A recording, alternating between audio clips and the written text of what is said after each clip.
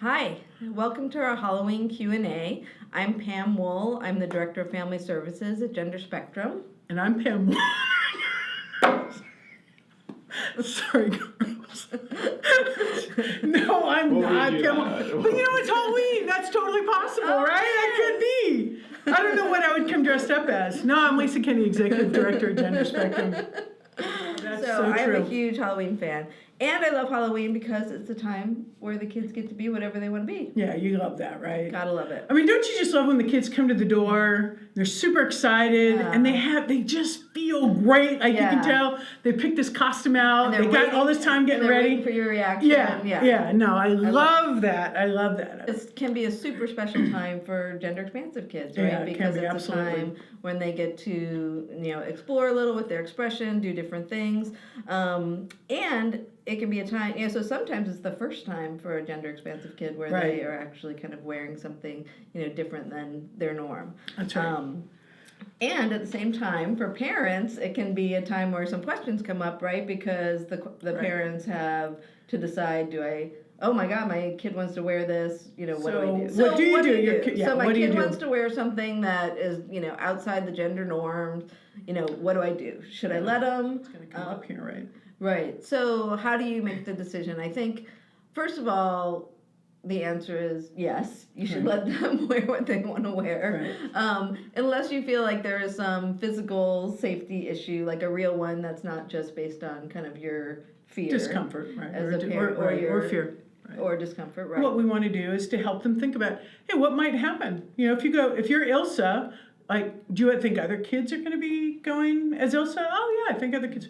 Do you think anyone else maybe that identifies as a boy, or that the other kids identify as a boy, are going to go as Ilsa? Maybe they will, right? Mm-hmm. Or not. Oh, if somebody says something, what kinds of things? Let's talk about maybe what you would say. Yeah, and I think talking through it a little bit so that they're not surprised. I mean, I think some kids expect it and have already made the decision, that's cool. They can ask me what they want. This is what I'm wearing. Yeah, right. And I'm not love anything that. else. I love that. Yeah. Kind of.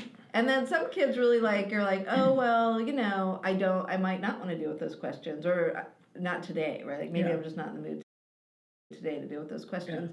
Yeah. And so then you might have decisions like, well, I'll wear that trick or treating, but I might not wear it to school, but it's really what the kid wants to do. Yeah. So if the kid wants to wear it to school, yes, wear it to school, and then just help them, come up with some answers to some questions, some phrases maybe, so they're not stuck in the moment of getting their feelings hurt. Again, don't scare them and make them feel like, oh my God, someone's gonna say something to you. Don't make it a negative, make it light, make it positive, and just help them come up with some phrases. And so, do you have any phrases that you? Well, I think some phrases are it's Halloween, we get to be whatever we want, or sometimes I think what happens, and these actually I think go for parents too, because parents get questions. If you go to the great parade, point. Yeah, that's a great point. And your kid, who is assigned male is dressed as a princess, then they're gonna, you might get questions. Is that a girl or a boy? And you can say, oh, it's a princess. Right, exactly. It's a princess. Exactly. And change the subject. Is that costume not sort of speaking for itself on this? Yeah, that's a princess. Exactly. I think one of the things too is to really give your child some language about feeling proud about how they look. I mean, if they're super excited about it, which is probably why they brought it up.